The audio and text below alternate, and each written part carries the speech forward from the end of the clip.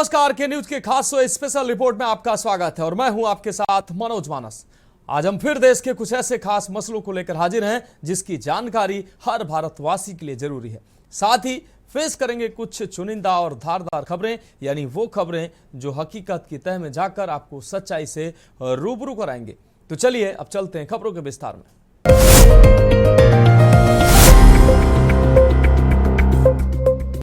तो special report में पहली अहम रिपोर्ट की बात करते हैं। हर भारतीय की तरह पाकिस्तान भी यही सोच रहा है कि भारत हमला कब करेगा। हमले का यही डर पाकिस्तान को सोने नहीं दे रहा है। हालात ये हैं कि पाकिस्तान के सांसद स्पेशल सेशन बुलाकर अपना डर एक दूसरे से बांटते देखे गए हैं। पाकिस्तान में हालात ये हैं कि सांसद इतने डरे हुए हैं कि वो संसद में भी नहीं आना चाहते हैं। दरअसल पाकिस्तान की नेशनल असेंबली का स्पेशल सेशन बुलाया गया था। इस सेशन का मकसद पहलगाम हमले के बाद भारत की कार्रवाई पर चर्चा करना था, लेकिन हैरानी की बात यह थी कि इस चर्चा में बहुत ही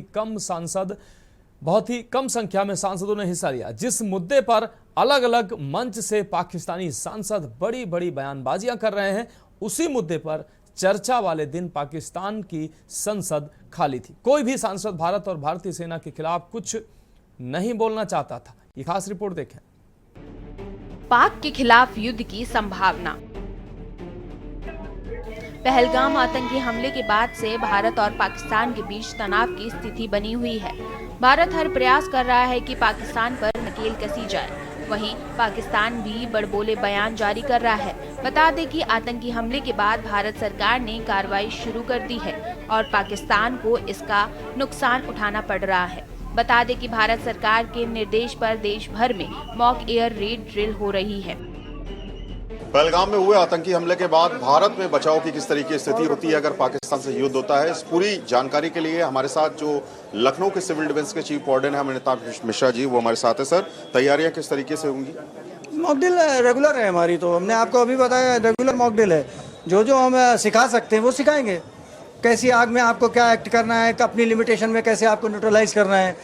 अगर बम का परसेप्शन होता है तो उस वक्त आपको कहाँ शेल्टर लेना, कहाँ पे आप सिक्योर कर सकते हैं, कैसे बॉडी को ले डाउन करेंगे, किस तरीके से अपने को कवर करेंगे, ये सारी चीज़ें सिखाएंगे। आप लोगों का अभ्यास हो रहा है आज, कल जनता को आप भी गाड़ी चलाते हो तो बैटरी चार्ज करते हो ना, तो हम भी बैटरी कल के लिए चार्ज करते हैं। कितनी मुश्किल होगी सर लोगों को सिखाने के लिए अगर अटैक्स होते हैं? हम भी तो पब्लिक से हैं, हम कौन सा एक्सपर्ट है भैया। सिविल डिफेंस तो वॉलंटियर सर्विस है, हम लोग भी अपना काम करते हैं फिर। लेकिन जब अब फौज का सिपाही उधर लड़ रहा है तो देश के अंदर हमारी जिम्मेदारी। एडमिनिस्ट्रेशन और पुलिस की मदद होगी आपके साथ? मदद है, तो हमारे डीएम साहब के निर्देश पे ये सारा काम हो रहा है। कितने लोग, लखनऊ में लाखों की आबादी है, तो आपको लगता है कितने लोग सीखने आएंगे? मेरी तरफ से सब आमंत्रित हैं, बाकी आप टीवी पे भी देख के सीख सकते हो। अगर तब भी रह जाओ तो हमको कॉल करो, हम आके आपके मोहल्ले में सिखाएंगे। कुछ पॉइंट सर कि किस तरीके के बचाव होते हैं अगर इस तरीके की स्थिति उत्पन्न होती है युद्ध की? नहीं, तो पॉइंट्स में जो वनरेबल पॉइंट्स होते हैं, जैसे केमिकल फैक्ट्री है, ये वनरेबल पॉइंट्स को आपको देखना, थोड़ा दूर रहना। तो ये थे हमारे साथ अमरनाथ मिश्रा जी, सिविल डिफेंस के चीफ वार्डन, जिनका साफ तौर से कहना है कि अगर किसी भी तरीके की परिस्थितियां उत्पन्न होती हैं इमरजेंसी पीरियड मोड पे, तो उससे निपटने के लिए किस किस तरीके के इंतजाम किए जाएंगे। लोगों को, आम नागरिकों को उससे निपटने की एक ट्रेनिंग कल शाम को इसी पुलिस ग्राउंड में दी जाएगी और जरूर इसके लिए लखनऊ के सैकड़ों लोग इस ग्राउंड में मौजूद होंगे और तकरीबन 1,500 से ज्यादा तादाद में सिविल डिफेंस के लोग, जिला प्रशासन के लोग और पुलिस के लोग मौजूद होंगे। और जरूर एक बड़ा केंद्रीय गृह मंत्रालय से आदेश मिला है कि उत्तर प्रदेश के साथ साथ तमाम और ऐसे स्टेट हैं जहां पर कल मॉक ड्रिल होनी है। ब्लैकआउट होने के बाद जब मॉक ड्रिल होगी तो चीजें और भी ज्यादा आसान नहीं दिखती हैं, इसलिए एक सिविल डिफेंस की जो फोर्स है, जिसको एक इससे प्रशिक्षण प्राप्त माना जाता है, उसके द्वारा आम जनमानस को सुरक्षित रहने के लिए एक बड़ी भूमिका निभानी होगी और इसके लिए जरूर कल एक बड़ा अभ्यास लखनऊ के अंदर देखने को मिलेगा। क्या होता है air red siren? Air red siren एक चेतावनी अलार्म है जो दुश्मन के हवाई हमले की आशंका होने पर कुछ सेकंड पहले बजाया जाता है। इससे लोग सुरक्षित स्थानों पर शरण ले सकते हैं। इजराइल और यूक्रेन जैसे देशों में यह सिस्टम पहले से ही प्रभावी रूप से काम कर रहा है। भारत के हवाई अड्डों और एयरफोर्स बेस में भी यह सायरन पहले से मौजूद है। जब दुश्मन की कोई मिसाइल, रॉकेट या फाइटर जेट भारतीय सीमा में प्रवेश करता है तो वायुसेना का रडार उसे पकड़ लेता है, लिहाजा तुरंत सायरन बजा दिया जाता है। भारत के कई शहरों में ऐसे अंडरपास और सबवे बनाए गए हैं जो हवाई हमलों को सह सकते हैं। एयर सायरन बजते ही यदि आप किसी बाजार, भीड़ भाड़ वाली जगह या खुले मैदान में हैं, तो नजदीकी सबवे, अंडरपास या मजबूत इमारत की मध्यवर्ती जगह जैसे शौचालय में शरण लें। फ्लाईओवर के नीचे भी छिपना एक सुरक्षित विकल्प हो सकता है। घर या ऑफिस में मौजूद रहने की स्थिति में ऐसी जगह जाएं जहां दीवारें मोटी हों और खिड़कियां ना हों। मॉक ड्रिल का उद्देश्य। मॉक ड्रिल का उद्देश्य देश के नागरिकों को युद्ध जैसी आपातकालीन परिस्थितियों में मानसिक रूप से तैयार करना है, जिससे जान माल की हानि को कम किया जा सके। सरकार चाहती है कि आम लोग जाने कि सायरन बजने का मतलब क्या होता है। यह एक अभ्यास है ताकि अगर कभी वास्तविक खतरा आए तो आप खुद को और अपने परिवार को सुरक्षित रखने में सक्षम हों। भारत की दहशत में पाकिस्तान। बता दें कि पहलगाम आतंकी हमले के बाद से ही पाकिस्तान डरा हुआ है। वह भारत की जवाबी कार्रवाई से डर से छटपटा रहा है। पहलगाम में हुए आतंकी हमले को लेकर दोनों देशों के बीच तनाव चरम पर है। पाकिस्तान को डर है कि भारत सर्जिकल और एयर स्ट्राइक से भी खतरनाक ऑपरेशन कर पहलगाम के मासूम लोगों का बदला लेने के लिए तैयारी कर रहा है। युद्ध की मार कैसे झेल पाएगा पाकिस्तान? वहीं पाकिस्तान सेना अपनी हरकतों से बाज नहीं आ रही। बता दें कि 5 और 6 मई की रात में पाकिस्तानी सेना ने बॉर्डर पर फिर से सीजफायर तोड़ा है। बता दें कि पहलगाम हमले के बाद लगातार 12वें दिन जम्मू कश्मीर में पाकिस्तान ने सीजफायर का उल्लंघन किया। हालांकि भारत ने पाकिस्तान के खिलाफ ऐसी रणनीति बनाई है कि युद्ध से पहले ही पाकिस्तान कंगाल होता जा रहा है। हालात ये हैं कि पहले से ही पाई को मोहताज पाकिस्तान हर रोज सिर्फ अलर्ट रहने और इस सैन्य ताकत का दिखावा करने के लिए ही अरबों रुपए फूकने को मजबूर है। उसे एक के बाद एक आर्थिक चोट लग रही है, तो इस संकट में उसके करीबी चीन जैसे देश भी उससे दूरी बनाते दिख रहे हैं। ऐसे हाल में युद्ध की मार वो कैसे झेल पाएगा, ये बड़ा सवाल बन गया है। पाक का कंगाली में आटा गीला। भारत और पाकिस्तान के बीच तनाव चरम पर है। इसका बड़ा असर पाक इकोनॉमी पर देखने को मिलने लगा है। खबरें मिल रही हैं कि परमाणु हमले की धमकी देने वाले पाकिस्तान का खजाना युद्ध से पहले ही लगातार खाली होता जा रहा है। जी हां, पहलगाम हमले के बाद भारत ने सख्त एक्शन दिखाते हुए पाकिस्तान को युद्ध से पहले ही थकाने और कंगाल बना देने की रणनीति अपनाई है। सिंधु जल समझौता रद्द करने से लेकर ट्रेड क्लोज होने से उस पर पहले ही वाटर स्ट्राइक और फाइनेंशियल स्ट्राइक कर दी गई है। तो वहीं पाकिस्तान की युद्ध को लेकर दी जा रही गीदड़ पक्कियों पर भारत ने पलटवार और सीमा पर सख्त तैयारी ने पाक के लिए कंगाली में आटा गीला करने का काम किया है। पाक का अलर्ट रहने के लिए रोज 4 अरब रुपए खर्च। पाकिस्तान को सिर्फ अलर्ट रहने के लिए हर रोज करीब 4 अरब पाकिस्तानी रुपए फूकने पड़ रहे हैं। सीमा पर फौज की तैनाती, विमानों का तेल, सरहद पर साजो सामान भेजने पर करीब $13 मिलियन खर्च करने को मजबूर। पाकिस्तान के सालाना सैन्य बजट की अगर बात करें तो यह $7.5 अरब। सिर्फ हाई अलर्ट पर होने वाले खर्च का कैलकुलेशन करें तो इसकी अनुमानित मानसिक लागत ही $400 मिलियन पहुंच सकती है। भारत की रणनीति, पाक को धीमी सजा। आपको बता दें कि भारत की ओर से पाकिस्तान को लेकर अपनाई गई रणनीति को एक्सपर्ट पाकिस्तान के लिए धीमी सजा करार दे रहे हैं, यानी आर्थिक और कूटनीतिक जाल में विरोधी को धीरे धीरे कमजोर करना। ये कह सकते हैं कि कंगाल पाकिस्तान कूटनीतिक मंच पर अलग थलग पड़ता जा रहा है। खबरों में तो यह तक बताया जा रहा है कि पैसों की तंगी के चलते ही पाकिस्तान ने भारत को गिदड़ बक्की देने के लिए शुरू किए गए कई युद्धाभ्यास भी बंद कर दिए हैं। भारत की सैन्य तैयारियों को देखकर पाकिस्तान को हर पल हमले का खौफ सता रहा है।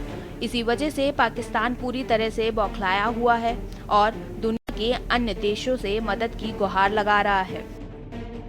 भारत के इन फैसलों से पाक पस्त।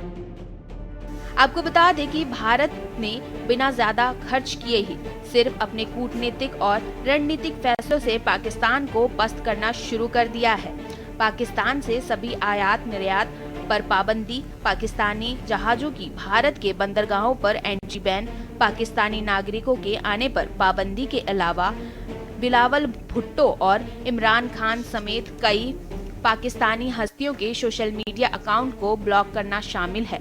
IMF के साथ ही FATF जैसे संगठनों में पाकिस्तान के खिलाफ कूटनीतिक स्ट्राइक ने जबरदस्त असर दिखाया है। यही वजह है कि पाकिस्तान खुद गुहार लगाने UN सुरक्षा परिषद तक पहुंच गया, जबकि भारत ने अभी युद्ध की ओर एक कदम तक नहीं बढ़ाया है। स्पेशल डेस्क के न्यूज इंडिया। तो स्पेशल रिपोर्ट में रुकते हैं एक छोटे से ब्रेक के लिए।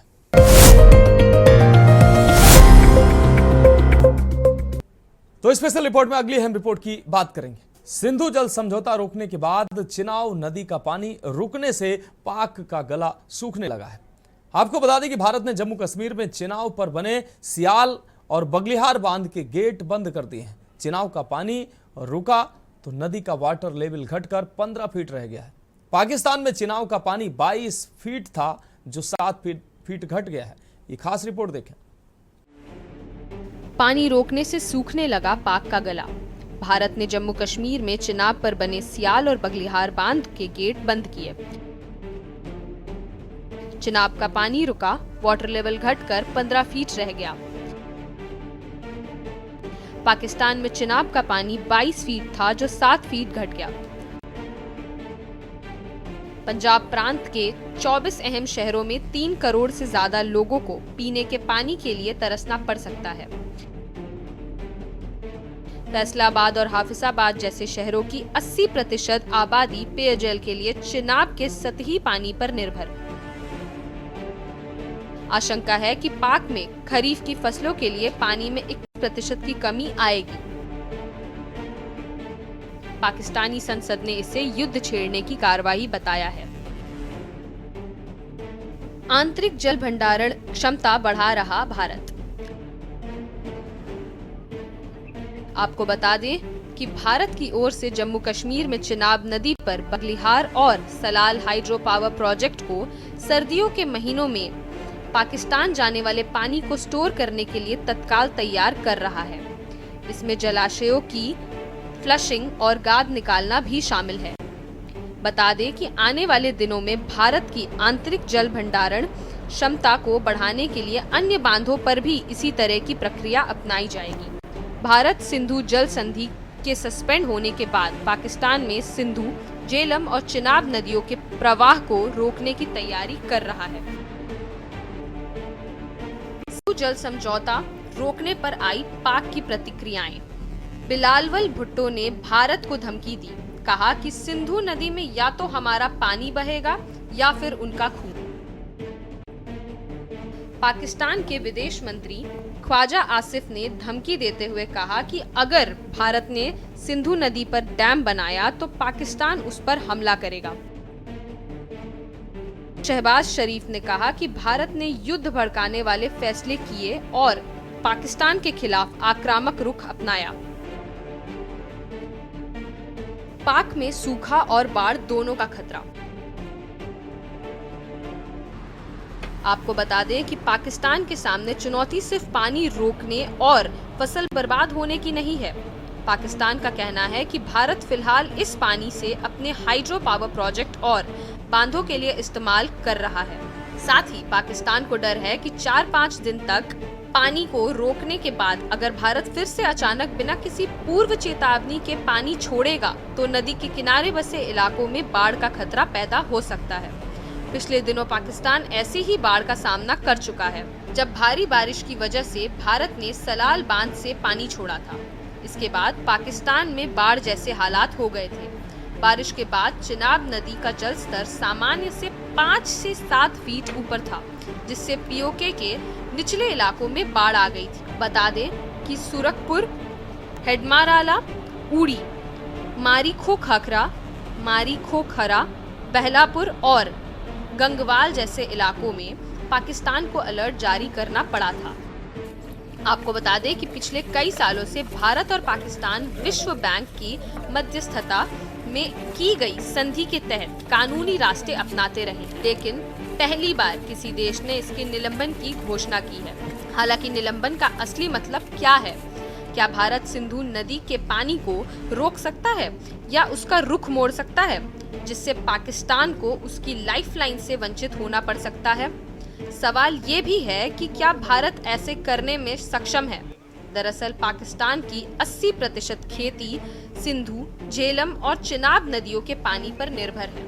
अगर भारत की तरफ से इन नदियों का पानी रोक देने से पाकिस्तान में जल संकट गहराएगा, वहाँ की आर्थिक स्थिति बिगड़ेगी। बता दें कि पाकिस्तान कई डैम और हाइड्रो प्रोजेक्ट से बिजली बनाता है। स्पेशल डेस्क के न्यूज इंडिया। पहलगाम हमले के बाद देश का माहौल राष्ट्रवादी बना हुआ है। देश की जनता पाकिस्तान के खिलाफ कठोर कार्रवाई और राष्ट्रीय एकता की अपेक्षा कर रही है। वहीं प्रमुख विपक्षी पार्टी कांग्रेस ने भी पहलगाम हमले के लिए पाकिस्तान की है, लेकिन सिद्धारमैया, रॉबर्ट वाड्रा और अजय राय जैसे नेताओं के विवादास्पद बयानों ने पार्टी की भद्द पिटवा दी है। संदेश जा रहा है कि पार्टी पाकिस्तान के खिलाफ एक्शन नहीं चाहती। ये खास रिपोर्ट देखें। संवेदनशील माहौल में कांग्रेस के कुछ नेता भ्रमित। पहलगाम हमले के बाद देश का माहौल संवेदनशील बना हुआ है। देश जनता पाकिस्तान के खिलाफ कठोर कार्रवाई और राष्ट्रीय एकता की अपेक्षा कर रही है। वहीं प्रमुख विपक्षी पार्टी कांग्रेस ने भी पहलगाम हमले के लिए पाकिस्तान की निंदा की, पर अजय राय जैसे नेताओं के विवादास्पद बयानों और सोशल मीडिया पर नकारात्मक प्रचार ने यह धारणा बनाई है कि पार्टी पाकिस्तान के खिलाफ एक्शन नहीं चाहती है। सवाल ये उठता है कि क्या कांग्रेस देश के माहौल को पूरी तरह समझ नहीं पा रही या न चाहते हुए भी उसके नेता गलतियां हो रही हैं? मल्लिकार्जुन खड़गे ने किया दावा। बता दें कि कांग्रेस अध्यक्ष मल्लिकार्जुन खड़गे ने दावा किया कि जम्मू कश्मीर में संभावित आतंकी हमले को लेकर प्रधानमंत्री नरेंद्र मोदी को खुफिया रिपोर्ट दी गई थी। इसके बाद ही उनका कश्मीर दौरा रद्द किया गया था। उन्होंने कहा कि यह इंटेलिजेंस फेलियर है। सरकार ने इसे स्वीकार किया है और अब वह इसमें सुधार करेंगे। अगर सरकार इस बारे में जानती थी तो उन्होंने कुछ किया क्यों नहीं? 22 तारीख को देश में एक बहुत बड़ा भयंकर आतंकवादी हमला हुआ। 26 बेगुनाह लोग मारे गए। हमले के 3 दिन पहले ही वहां इंटेलिजेंस रिपोर्ट मोदी जी को भेजा था और उसी लिए मोदी जी ने कश्मीर जाने का प्रोग्राम कैंसिल किया था। जब आपको इंफॉर्मेशन आता है आप प्रोग्राम कैंसिल करते हो, लेकिन आप जो टूरिस्ट लोग वहां पर गए थे उनकी रक्षा के लिए भी आप अच्छे ज्यादा संख्या में पुलिस भेज सकते थे। और ऑल पार्टी मीटिंग में भी आपने ये मान लिया कि इंटेलिजेंस की चूक हो गई है। चूक को आप मान रहे हैं तो भाई साहब मैं पूछता हूं, इतने लोग हमारे मर गए, उसकी जिम्मेदारी भी आप लेना चाहिए। भाइयों, देश में आपके सामने बहुत बड़ा संकट आया है। एक बैठना है तो बैठो, वही डोंट शाउट। साथियों, देश में जो चल रहा है वो सब आपके सामने है। 22 तारीख को देश में एक बहुत बड़ा भयंकर आतंकवादी हमला हुआ। 26 बेगुनाह लोग मारे गए और सरकार ने यह माना कि इंटेलिजेंस फेल्यूर है, इसको हम सुधारेंगे। जब ये मालूम है आपको तो आप अच्छी व्यवस्था क्यों नहीं करें? ये हमारा पहला सवाल है। और मुझे ये भी इंफॉर्मेशन मिला और कहीं पेपर में भी आए हैं, लिखे हैं कि 3 दिन पहले ही हमले के 3 दिन पहले ही वहां इंटेलिजेंस रिपोर्ट मोदी जी को भेजा था और उसी लिए मोदी जी ने कश्मीर जाने का प्रोग्राम कैंसिल किया था। ये मैं एक पेपर में पढ़ा। जब इंटेलिजेंस लोग आपकी रक्षा के लिए ये कहते हैं आप जाना मुनासिब नहीं है, तो आप वही बात अपने इंटेलिजेंस लोगों को, सिक्योरिटी को, वहां के पुलिस को, वहां के बॉर्डर फोर्स को आपने क्यों नहीं इत्तला दिया और क्यों ये सुरक्षित लोगों का सुरक्षितपन क्यों नहीं किया? पहलगाम हमले के बाद क्या रहा कांग्रेस का रुख? कांग्रेस ने पहलगाम हमले की निंदा की, सरकार के साथ एकजुटता दिखाई। कांग्रेस कार्य समिति ने 24 अप्रैल 2025 को आपात बैठक बुलाई, जिसमें हमले की निंदा की गई और पीड़ितों को श्रद्धांजलि दी गई। कांग्रेस ने हमले के तुरंत बाद सर्वदलीय बैठक की मांग की। राहुल गांधी और मल्लिकार्जुन खड़गे ने इस बैठक में हिस्सा लिया। सरकार को समर्थन देने का वादा किया गया। राहुल गांधी ने हमले के बाद अपनी अमेरिका यात्रा रद्द की। राहुल घायलों व पीड़ित परिवारों से मिलने कश्मीर गए। नेवी अफसर विनय नरवाल के घर पहुंचे राहुल। कांग्रेस नेता राहुल गांधी ने हरियाणा के करनाल पहुंचे। यहां वे पहलगाम आतंकी हमले में जान गंवाने वाले लेफ्टिनेंट विनय नरवाल के घर पहुंचे, जहां उन्होंने दिवंगत विनय की पत्नी हिमांशी और उनके परिजनों से मुलाकात की। आपको बता दें कि इससे पहले वे शुभम द्विवेदी के घर कानपुर पहुंचे थे, जहां उन्होंने शुभम के परिजनों से मुलाकात की थी। राहुल गांधी जब नरवाल के करनाल स्थित आवास पर पहुंचे तो वहां मौजूद पार्टी नेताओं में रोहतक से कांग्रेस के सांसद दीपेंद्र सिंह हुड्डा और हरियाणा यूथ कांग्रेस के अध्यक्ष दिव्यांशु बुद्धिराज भी शामिल थे। राहुल गांधी के दौरे को देखते हुए घर के आसपास और इलाके में भारी पुलिस बल की तैनाती की गई थी। सवाल उठता है कि कांग्रेस माहौल को पूरी तरह समझ नहीं पा रही या इसके पीछे पार्टी में आंतरिक समन्वय की कमी है, क्योंकि जिस तरह कांग्रेस के बड़े नेताओं ने पहलगाम अटैक के बाद सरकार का साथ दिया है वह अभूतपूर्व है। गायब वाले कार्टून पर भी जिस तरह केसी वेणुगोपाल ही नहीं, राहुल गांधी और प्रियंका गांधी तुरंत एक्शन मोड में दिखे, वह कांग्रेस की परंपरा से अलग रहा। केसी वेणुगोपाल ने एक सर्कुलर जारी किया जिसमें सभी नेताओं को पहलगाम हमले पर कांग्रेस कार्य समिति CWC के प्रस्ताव और सरकार के साथ एकजुटता के रुख का पालन करने को कहा गया। स्पेशल डेस्क के न्यूज इंडिया। तो फिलहाल स्पेशल रिपोर्ट में आज के लिए मेरे साथ इतना ही। मुझे दीजिए इजाजत और आप देखते रहिए के न्यूज इंडिया।